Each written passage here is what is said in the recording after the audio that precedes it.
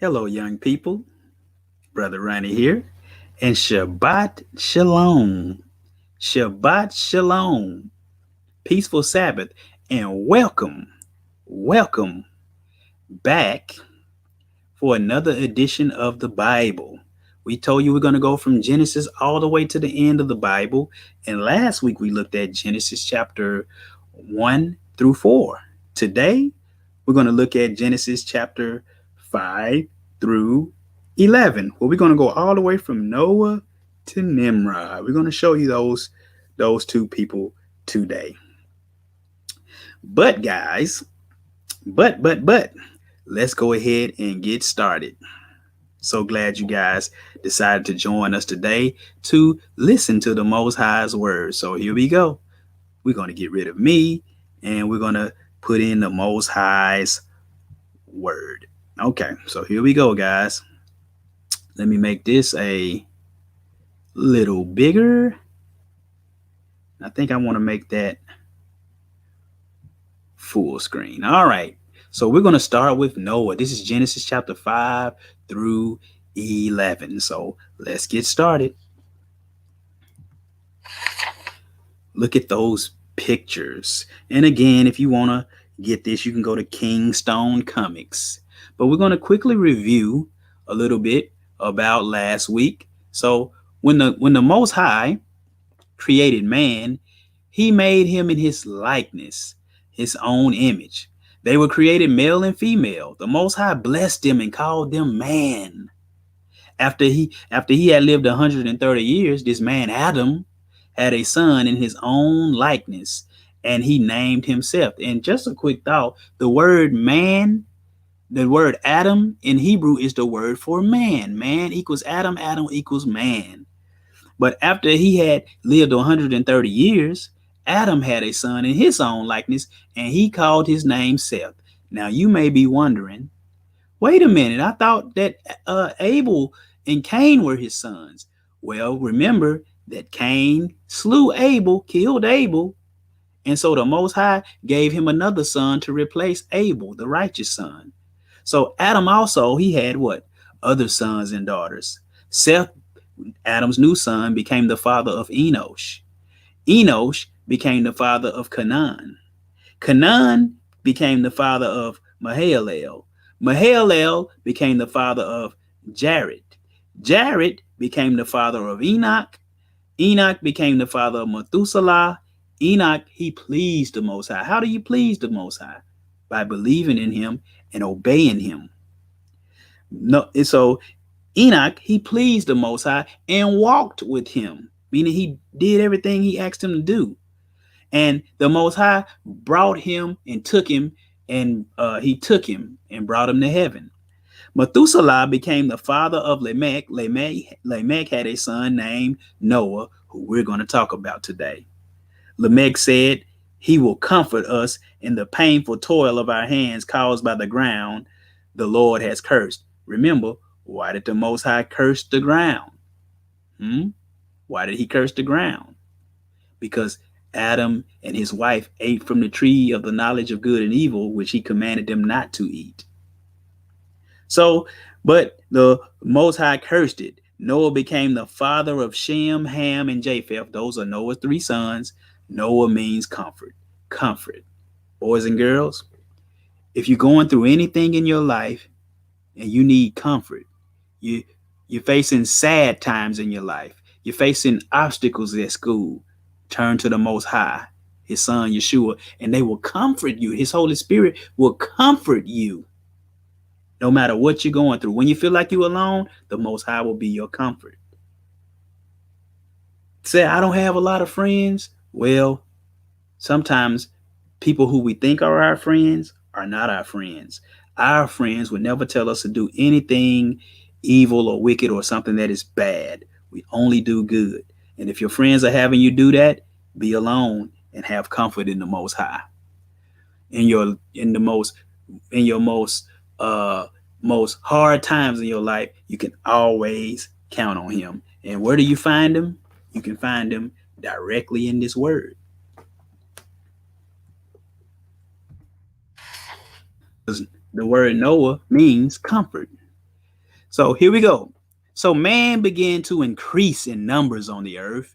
The Most High decided to limit his lifespans no more than 120 years.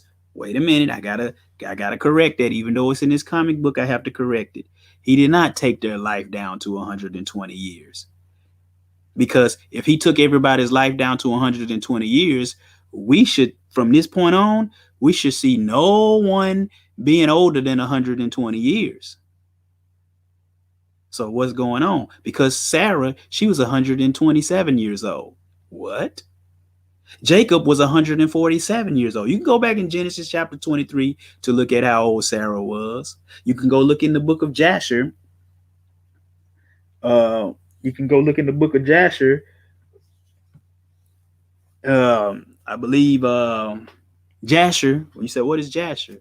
You can look in Jasher chapter 22, I believe. I might be mistaken, but just go Google search it, Jasher 22, to see that Abraham was like 135 years old when he had his son Isaac, I believe. Uh, no, he was 135 at his dad's Terah's death. My bad. He was 135 at his dad Terah's death. Go look that up. That's history. So what does he mean by he limited their lives to 120 years, Brother Ronnie? Well, he gave them a grace period. Man was so wicked. He said, I'm going to give them 120 years to do right. So Noah and Enoch, what they were doing were they were preaching to everybody to turn from their wicked ways. What were their wicked ways? They were worshiping idols. It started with Enosh. They were worshiping idols to other gods, worshiping the sun, moon, stars, which we're going to see when we get to Nimrod, because this is Noah to Nimrod. But he gave them 120 years to get right before he sent the flood. So you can go look at that in Jasher chapter 5 as well. But anyway, the Most High saw how wicked man had become, and that man's inclination was continually towards evil. That's all they wanted to do was evil. The Most High said, I will wipe mankind, whom I have created from the face of the earth, men and animals, and creatures that move along the ground, and the birds of the air. For I am grieved that I have made them. The Most High was sorry that he made man. That's how evil they had become. But Noah found favor in the eyes of the Most High. This is the account of Noah. Watch this. Noah was a righteous man and blameless among the people. He followed the Most High with all of his heart. Do you? Always obey what he said. Where do you find that at? In this Bible, the scriptures. And Noah said to his wife, and Noah and his wife had 3 sons. Who? Shem, Ham, and Japheth. And the Most High, what did he do? He spoke to Moses. So he has a wife and 3 sons. And he spoke to Moses. Listen to what the Most High said to Noah. He said, I have decided to destroy all mankind, for the earth is filled with crime because of man. Yes, I will destroy mankind from the earth. Make a boat from rancinous wood, sealing it. I believe that's gopher wood, if I'm not mistaken. I could be. But and sealing it with tar, and construct decks and stalls throughout the ship. Make it 450 feet long. This is a big boat. 75 feet wide and 45 feet high. Construct a skylight all the way around the ship, 18 inches below the roof, and make 3 decks inside the boat, a bottom, middle, and upper deck, and put a door in the side. Look, I am going to cover the earth with a flood or with water and destroy every living thing.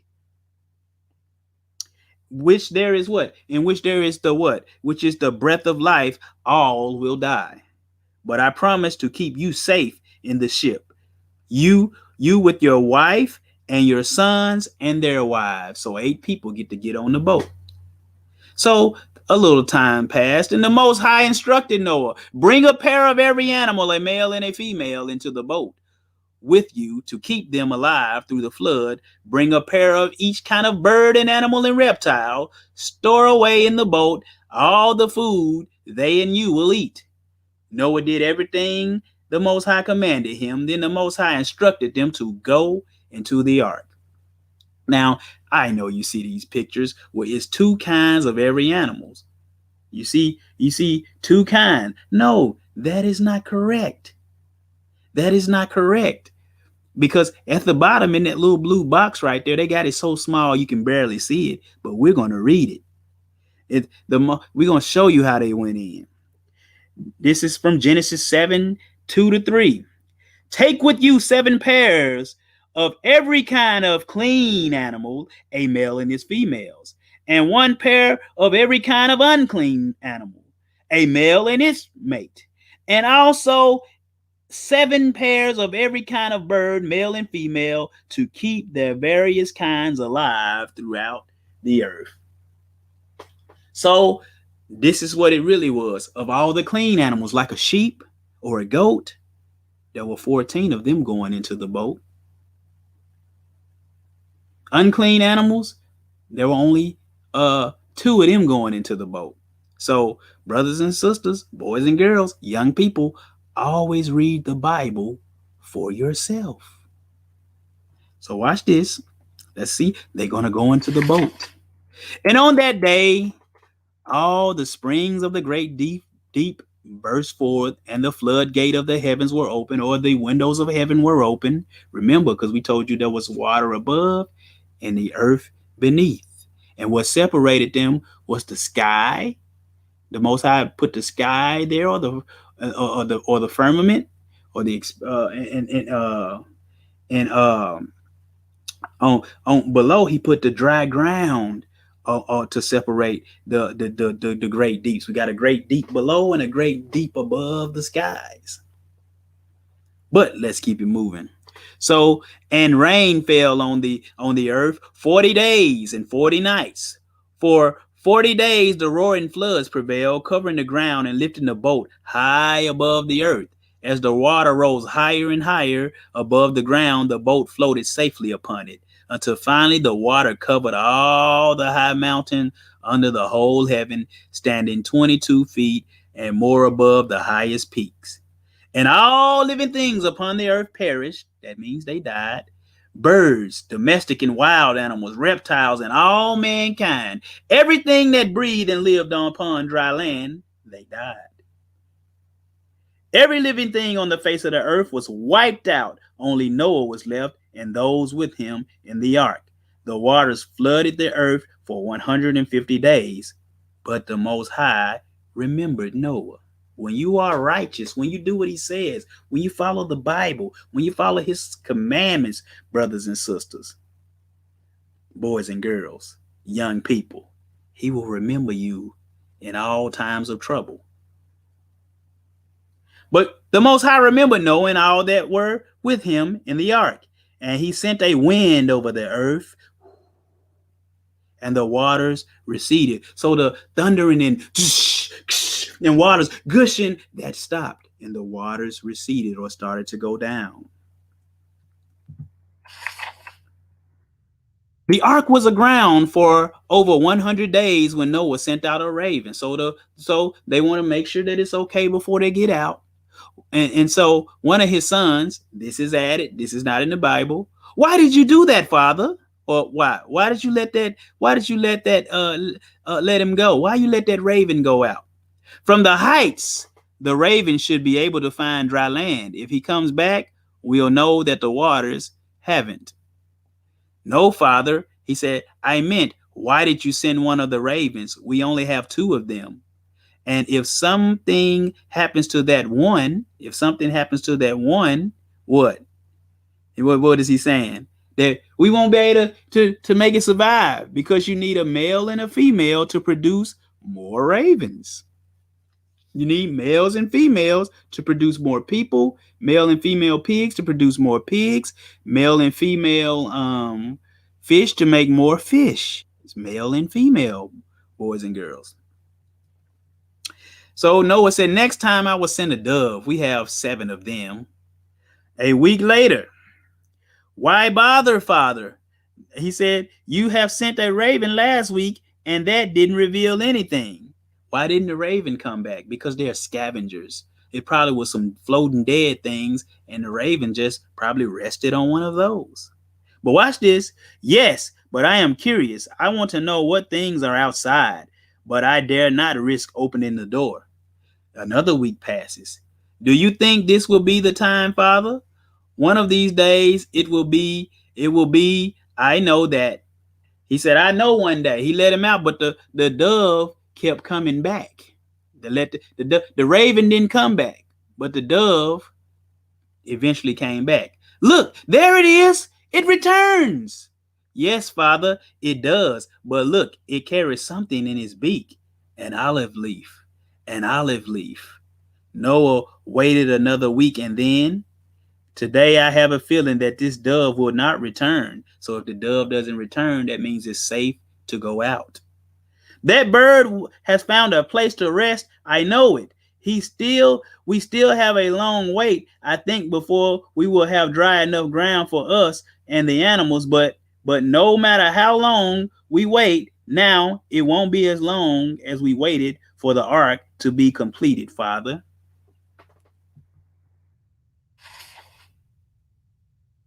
So 376 days after the Most High closed the door of the ark, I think it's time, sons. Shem, Ham, and Japheth, my wife and your wives. It's time for us to go. Today is the day we find out if the land is ready for us. I know I'm ready for the land. Oh Noah, look, the surface of the ground was dry. Then God said, or the Most High said, come out of the ark, you and your wife and your sons and their wives. Bring out every kind of living creature that is with you, the birds, the animals, and all the creatures that move along the ground, so they may multiply on the earth and be fruitful and increased in their number upon it. So as you can see, everything is going out. Everybody's coming out. But remember, guys, why don't we see 7 elk or deers coming out of there? We see the correct amount of tigers and gorillas, but we should be seeing 7 sheep at least out of there, right? But let's keep it moving.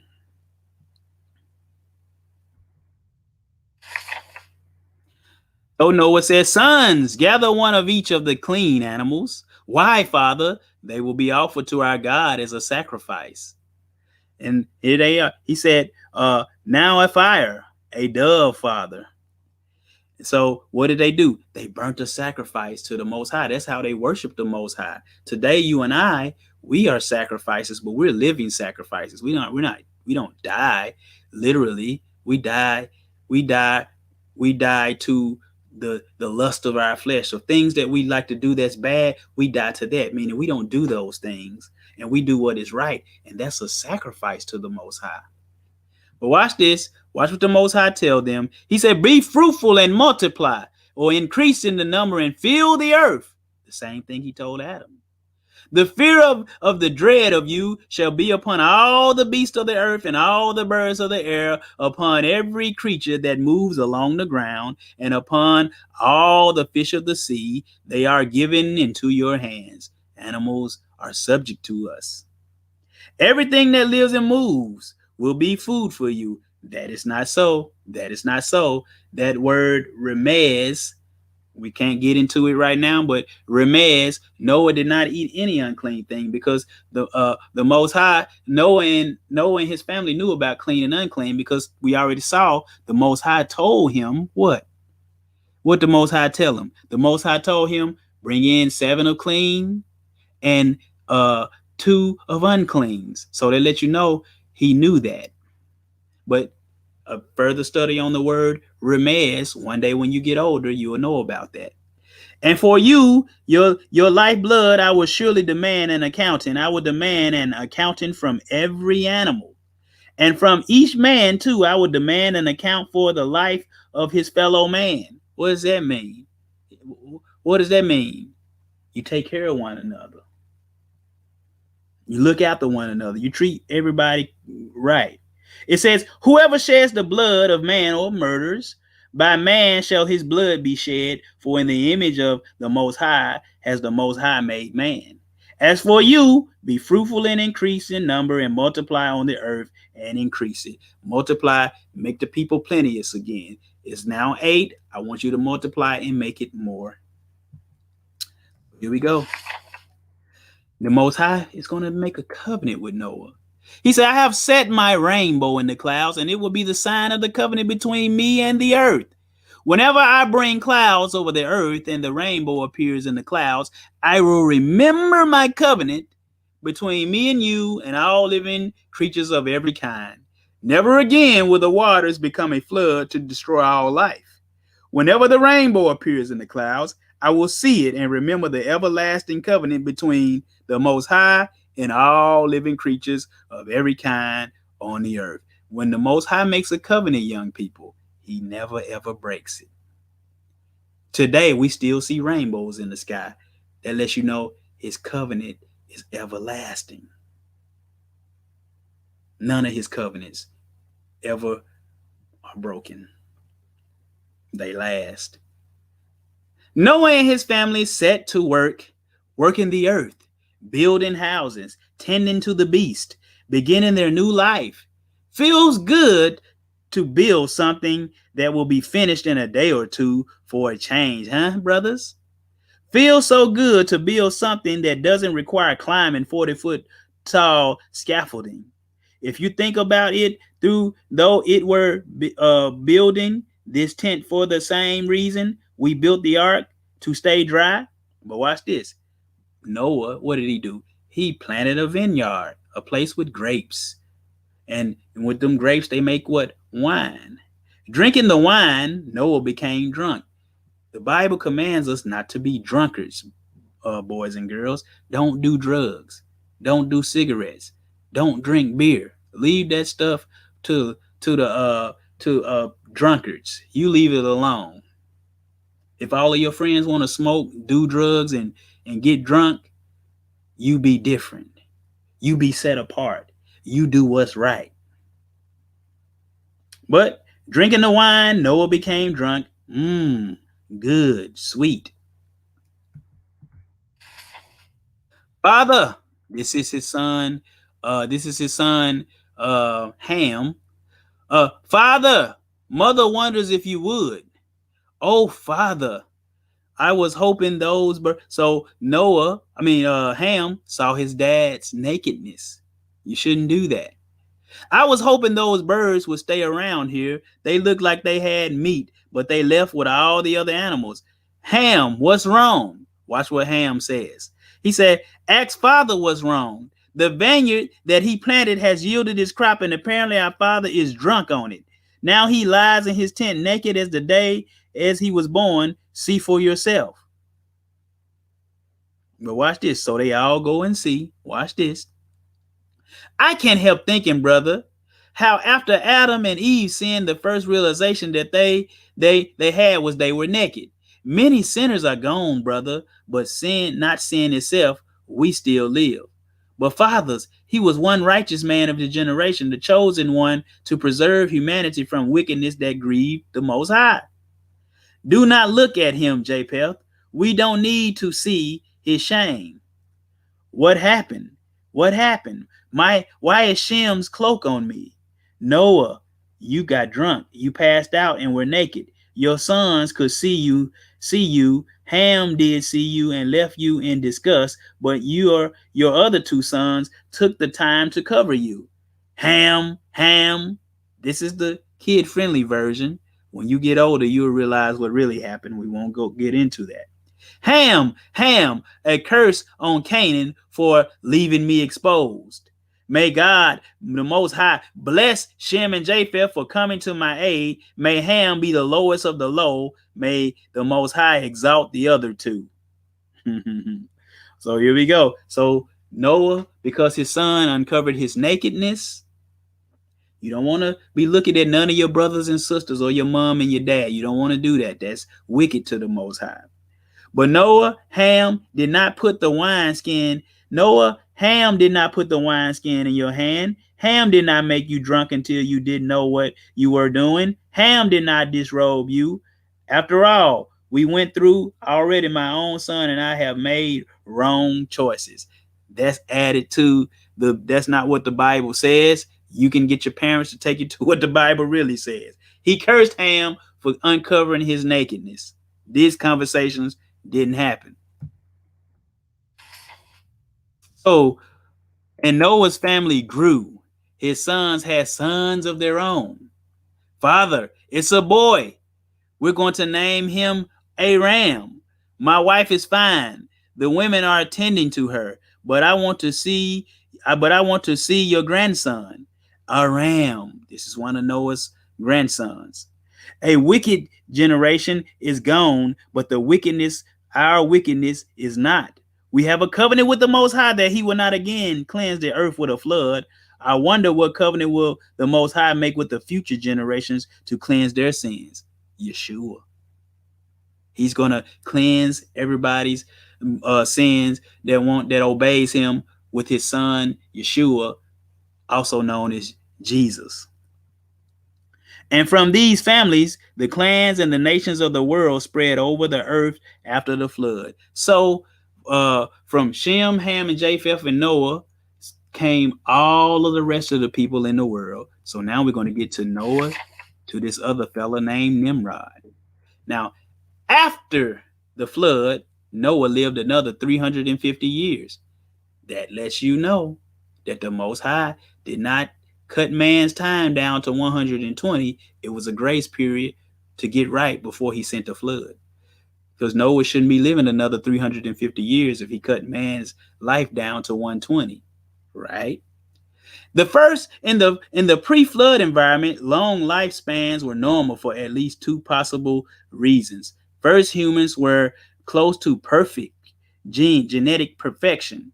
Secondly, the pre-flood environment likely was akin to a greenhouse with a water canopy encircling the earth, filtering out harmful ultraviolet rays and providing an ideal environment for plants and animals. That's not in the Bible. So the post-flood earth was quite different than the pre-flood. The topography had changed, but the land still provided for farming. The sons of Noah obeyed the Most High's command to populate the earth and had sons and daughters. So we're gonna pull up a little closer to Nimrod. Nimrod, which means a rebel. He rebelled. Was the great grandson of Noah, and he was a mighty warrior on the earth. At the time of all mankind had one common language. But instead of obeying God's command to spread throughout the earth, they stopped at a fertile plain that was called Shinar or Babylon.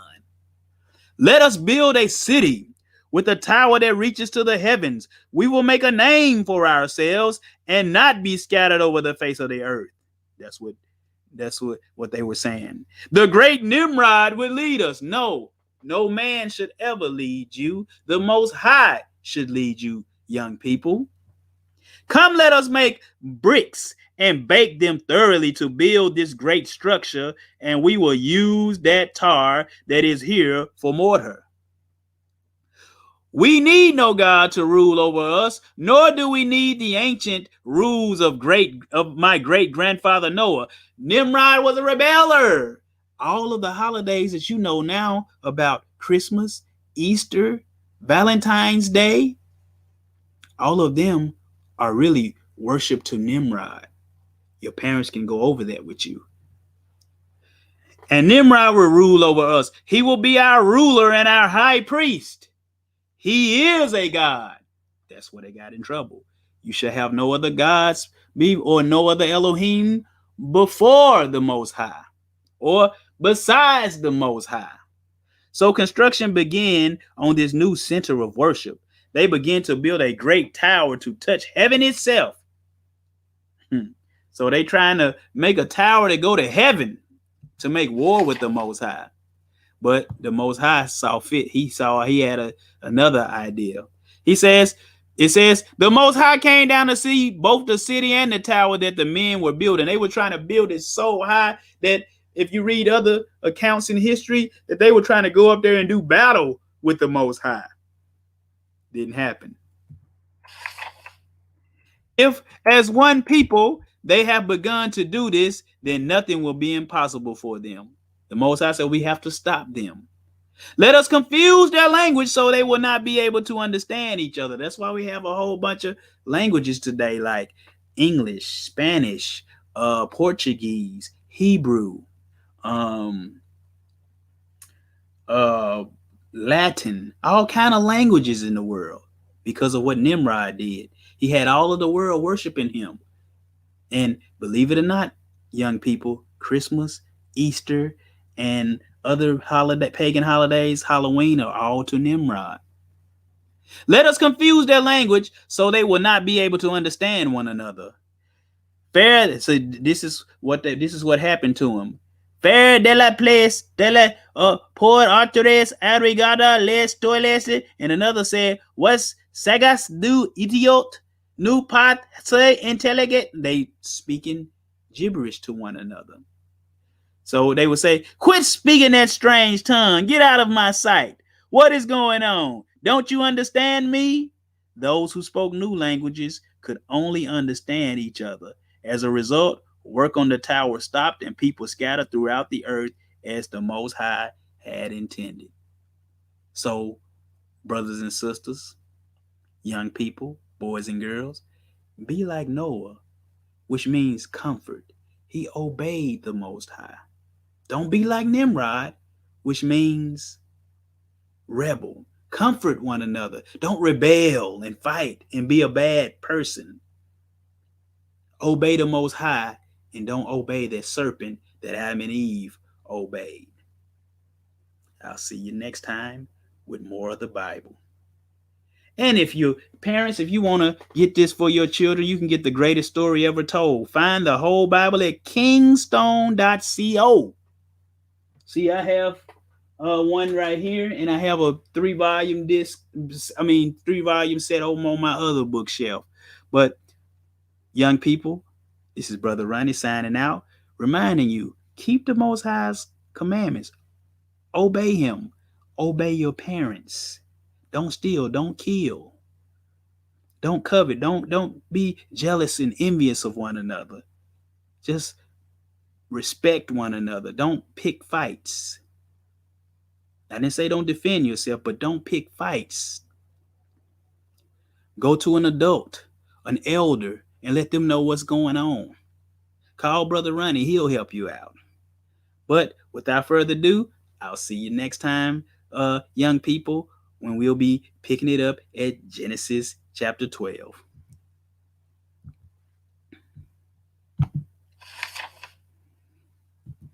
All right, let me out of here. All right, brothers and sisters, boys and girls, we will see you guys next time for going through the Bible. Shabbat Shalom.